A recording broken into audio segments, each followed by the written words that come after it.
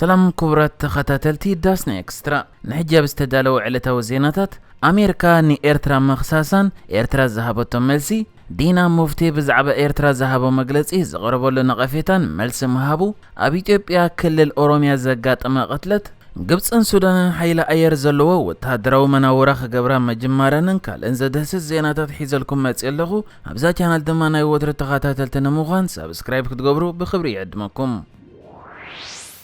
ኣብ ኤርትራ ዘይሕጋዊ ቅትለት ምስዋር ስቅያትን ዘይሕጋዊ ቀይድን ዝርከብዎም ምግሃት ሰብኣዊ መሰላት መንግስቲ ይፍጸማሎ ክትብል ኣሜሪካ ከሲሳ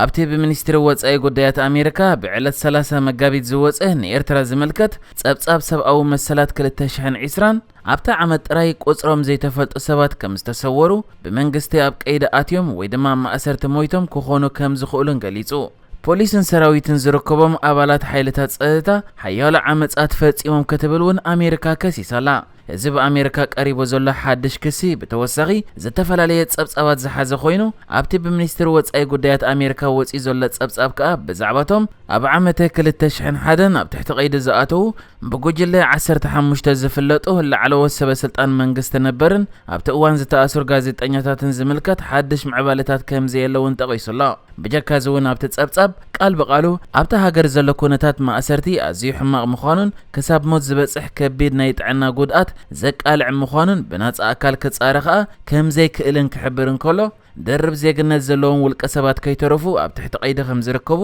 ቆንስላዊ ኣገልግሎት ኤምባሲታት ከይረኽቡ ድማ ከም ዘይፍቀደሎም ኣብታ ሃገር ሃገራዊ ምርጫ ተኻይዱ ከም ዘይፈልጥን ናይ ሃይማኖት ምዝራብ መንቀሳቐስን ምውዳብን ናጽነታት ከም ዘየሎ ድሕሪ ምግላጽ እቲ ናይ ሕቡራት መንግስታት ኣሜሪካ ጸብጻብ ንናይ ካልኦት ተጣበቕቲ ጉጅለታት ጸብጻብ ምርኮስ ብምግባር ኣብ ዘስፈሩ ሓበሬታ ዋላ እኳ ገለ ብሰንኪ ሃይማኖታዊ እምነቶም ተኣሲሮም ዝነበሩ ሰባት እንተተፈትሑ ልዕሊ 40 ዝኾኑ ኣመንቲ ክርስትና ተኣሲሮም ኣለዉ ድሕሪ ምባል ኣብ መወዳእታ ከዓ ሓይልታት ኤርትራ ዶብ ኢትዮጵያ ሰጊሮም ኣብ ክልል ትግራይ ዘይሕጋዊ ቅትለት ከም ዝፈጸሙ ብምጥቃስ ኣብኡ ንዝነበሩ ኤርትራውያን ስደተኛታት ኣብ ምስዋርን ብሓይሊ ካብ ትግራይ ናብ ሃገሮም ኣብ ምምላስን ኢድ ከም ዘለዎም እውን ከሲሱላ ነዚ ብክፍሊ ጉዳያት ወጻኢ ኣሜሪካ ዝቐረበ ክስ ዘለዎ ጸብጻብ ኣመልኪተኻ ኤርትራ ብመንገዲ ሚኒስተር ዜና የማነ ገብረ መስቀል ኣብ ዝሃበቶ መልሲ እዚ ክስታት መቐጸልታ ናይቲ ኣብ ልዕሊ ኤርትራ ክቐርብ ዝጸንሐ ናይ ምኽፋእ ዘመተይ ክብል ክነጽጎን ከሎ ኣብቲ መልሱ ከዓ ቀጺሉ እዚ ክሲ ሓደ ካብቲ ብጸላእቲ ኤርትራ ክድርደር ዝጸንሐ ናይ ምኽፋእ ዘመተዩ ብዓይኒ ሓቂ ክረአን ከሎ ድማ ንኻልኦት ሃገራት ኣብ ጉዳይ ሰብኣዊ መሰላት ናይ ጥዕና መረጋገጺ ሰነድ ክትህብ እትኽእል ናይ ሞራል ልዕልና ዘለዋ ሃገር የላን ወላውን ኣሜሪካ ትኹን ክብል እዩ ነዚ ናይ ኣሜሪካ ክስታት ጸለመን ናይ ምኽፋእ ዘመተን ክብል መልሲ ይህበሉ ዘሎ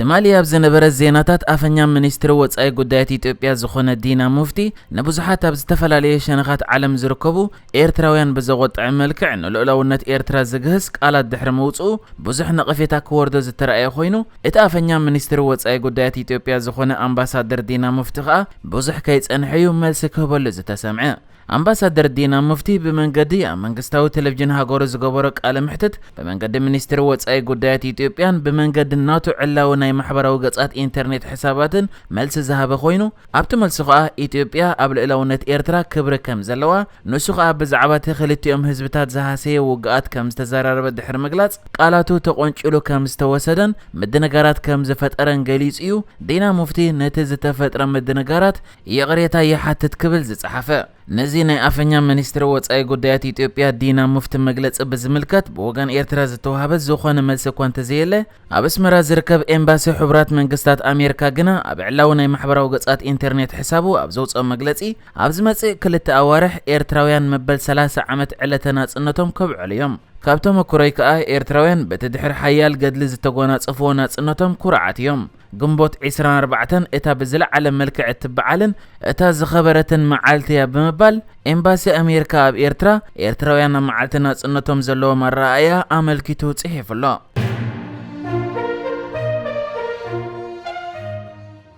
ኣብ ክልል ኦሮሚያ ዞባ ምዕራብ ወለጋ ዑጥቃት ብዝፈጸምዎ መጥቃዕቲ 28 ሰባት ከም ዝተቀተሉ ፖሊስ ትክልል ገሊጹ እቲ ኣብ ዞባ ምዕራብ ወለጋ ወረዳ ባቦ ገንበለ ቀበለ ቦቤነ ዝተፈጸመ ቅትለት ኦነግ ሸነ ብዝተባሃለ ጉጅለ ከም ዝኾነ ኮሚሽነር ጀነራል ፖሊስ ክልል ኦሮሚያ ኣራርሳ መርደሳ ሓቢሩ እቲ ጉጅለ ምሸት ሰዓት 3 በቆጻጸራ ኢትዮጵያ ልዕሊ 50 ዝኾኑ ነበርቲ ኣኪቡ ጨፍጫፍ ፈጺሙ ክብል እዩ እቲ ናይ ፖሊስ ኮሚሽነር ሓቢሩ ዘሎ። በዚ መጥቃዕቲ ከዓ ካብ ዝተቆትሉ 28 ሰባት እቶም 16 ደቂ ተባዕትዮ ክኾኑ ከለዉ እተን 12 ከዓ ደቂ ኣንስትዮ ከም ዝኾነ እቲ ኮሚሽነር ተዛሪቡላ። ብተወሳኺ እቲ መጥቃዕቲ ኣመልኪቱ መግለፂ ዝሃበ ክልል ኦሮምያ እቲ ዘስካሕክሕ ዝበሎ ቀትለት ዝፈጸመ ኦነግ ሸኔ ከም ዝኾነ ክሕብር እንከሎ ድሕሪ ዝተፈጸመ መጥቃዕቲ ኣብ ልዕሊቶም ዕጡቓት ስጉምቲ ከም ዝተወስደ ኮሚሽነር ፖሊስ ኣራርሳ ገሊጹሎ። እቲ ዕጡቕ ጉጅለ ብዝፈጸሙ መጥቃዕትታት ኣብ ማሕደርቲ ወረዳን ክልልን ሓዊሱ ብዙሓት ሰባት ከም ዝተቆትሉ ዝሓበረ መግለፂ እቲ ክልል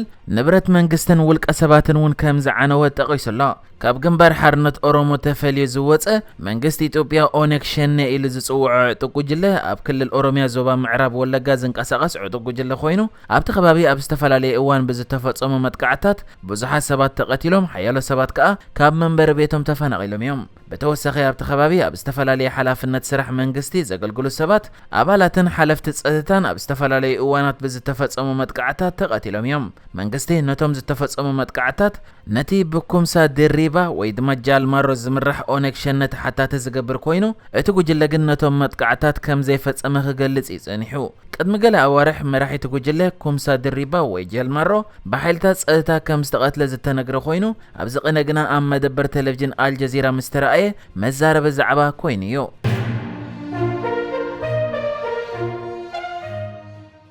ፍሉያት ሓይልታት ግብፅን ሱዳንን ትማሊ ዝጀመረ ሓድሽ ሓበራዊ ወተሃደራዊ መናውራ ይገብሩ ከም ዘለዉ ተገሊጹ።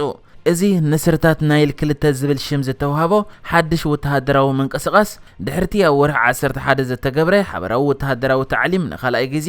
ዝግበር ዘሎ ኮይኑ ዕላማ ናይዚ ሕጂ ዝካየድ ዘሎ ወተሃደራዊ መናወራ ከዓ እዘን ክልተ ሃገራት ፍሉይ ሓይልታትን ፍሉይ ዝኾነ ስርሒት ክገብሩ ኣብ ዝኽእልሉ ዝበለፀ ደረጃ ንምዕራግን ኣድላይ ኣብ ዝኾነሉ ግዜ ከዓ ሓበራዊ ወተሃደራዊ ስርሒት ንምግባር ዝዓለመ ከም ዝኾነ ተገሊጹ። ብወገን ግብፂ ኣፈኛ ሓይልታት ግብፂ ዝኾነ ብርጋዴር ጀነራል ታምር አልሩፋዒ ኣብ ዘውፅኦ መግለፂ እቲ ወተሃደራዊ መናውራታት እቶም ክልተ ሓይልታት ኣብ ሰሜን ሱዳን መረዊ ኣብ ዝበሃል ከባቢ የካይድዎ ከም ዘለዉ እቲ ልምምድ ከዓ እቶም ሓይልታት ብኩሉ ወገናት ወተሃደራዊ ስርሒት ክፍጽሙ ዘኽእል ከም ዝኾነ ሓቢሩ። ከም ዝፍለጥ ኣብዚ እዋን ኣብ መንጎ ሱዳን ኢትዮጵያን ግብፅን ብሰንኪ ግድብ ሕዳሴ ዘይምስምማዕ ተፈጢሩ ዘሎ ኮይኑ ብዙሓት ወገናት ከዓ ግብፅን ሱዳንን ንዝኾነ እንተታት ተዳልየን ንምጽናሕ እዚ ወተሃደራዊ መናውራታት የካይዳ ከም ዘለዋ ይዝግለጽ። ንሕጂ ዝተዳለወ ዜናታት እዚ ነይሩ። ብካልእ ክሳብ ንራኸብ ሰላም ንዓኹም።